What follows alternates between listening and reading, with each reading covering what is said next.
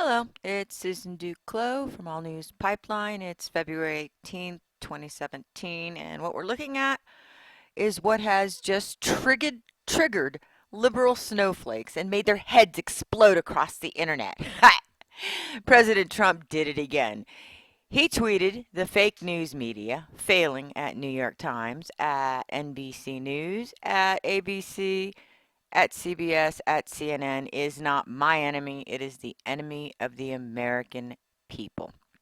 Now, he put out a tweet before that and deleted it because it didn't have enough names in it of the fake news networks.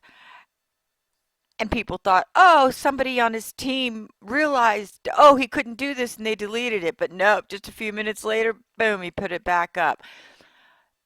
Boy, have liberals gone nuts over this. Now, notice it says the fake news media, and he highlights the ones that have put out fake news. Um, look at Brian Williams. He admitted to lying. New York Times put out one about some Russian spies that fake. So, and CNN, we all know, everybody remembers that. Hands up, don't shoot, whole business they pushed, and that ended up being fake news. So he specified that. Well, on all the talk shows today, all you're seeing is he's calling the press the enemy of the American people. No, he's saying fake news in the press is making them the enemy of the American people. But what this triggered was a hashtag on Twitter, which it started off with their defense of their industry, and of course, conservatives basically took it over and proved how many fake news stories they've put out. Headline side by side from headline, but what I want to point out is what the media attempted to do. So let's go take a look at that hashtag. Okay, this is the hashtag not the enemy. And it was going strong all day yesterday morning, noon, and night. Today it's pretty much mellowed out. Conservatives have moved on to their own thing, and a few liberals are still popping it up there. And as you can see, some of them are making, points that basically the news you're getting is owned by 6 corporations, no matter what, 1,500 newspapers, 1,100 magazines, 9,000 radio stations. Now, I don't know if those numbers are exactly correct. It's just one of the images that were put on there. But here is what the desperate liberals have been up to. Okay, what this is what they were putting on there all day while conservatives were busy slapping out how many fake news stories they put on there. They were putting pictures of dead journalists up. David Gilkney, award-winning photojournalist for NPR, killed in Afghanistan on June 25th, 2016, and saying, one of the finest photojournalists and truth tellers I've had the honor of knowing, not the enemy. Well, nobody said he was. See, what they're trying to do, a pathetic attempt to literally hide behind good journalists that died doing their job in order to somehow equate that with the BS stories they've been putting out.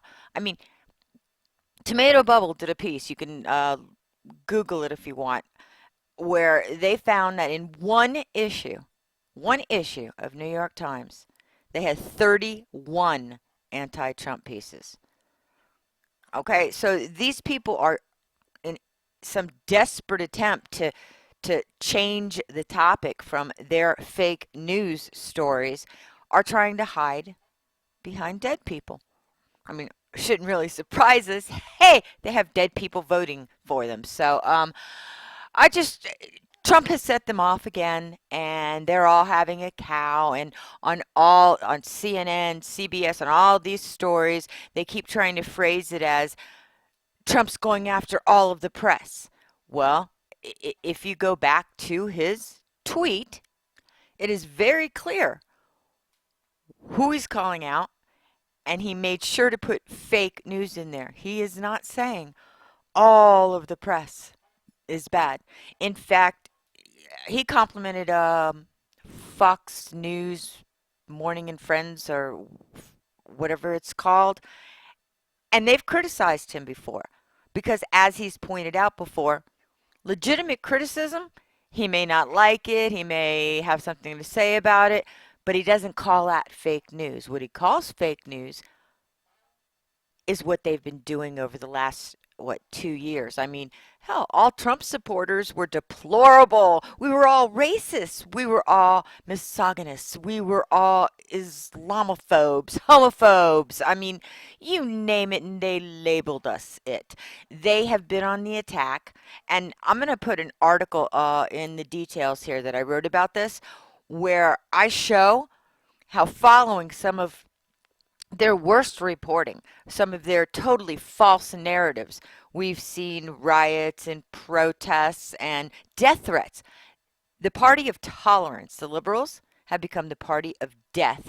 And in that report that you can click on in the details, you'll also see how they're even driving away their own party members.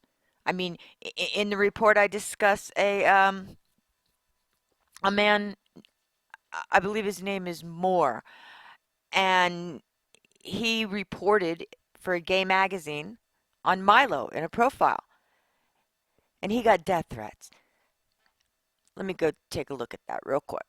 Here we go. I do link to it in the story, so you can go over and read this whole man's story. But what he had said was that he was a member of the liberal gay community in New York. His name is Chadwick Moore, 33-year-old journalist in Williamsburg. He did a piece on the conservative gay Milo for his magazine Out. He was ostracized, harassed, called a Nazi, Islamophobe, and received death threats. And he said, most disconcertingly, it wasn't just strangers voicing radical discontent. Personal friends of mine, men in their 60s who had been longtime mentors, were coming at me. They wrote on Facebook the story was irresponsible and dangerous. A dozen or so people unfriended me. A petition was circulated online condemning the magazine and my article. All I had done was write a balanced story on an outspoken Trump supporter for a liberal gay magazine, and now I was being attacked. I felt alienated and frightened. And we are hearing this more and more from Democrats that have basically an open mind, willing to put aside their preconceived ideas and take a look at individual arguments. And the second they do so, that's it. They're attacked by their own side. They're cannibalizing themselves. Again, you'll see the link in this article to him. But the consequence of the so-called tolerant left, they lost another member of the party. Now Mr. Moore is a proud Republican. And that should say that. So we have triggered snowflakes today, folks. You really have to follow the links here. Take a look at everything. Have a good day. Bye.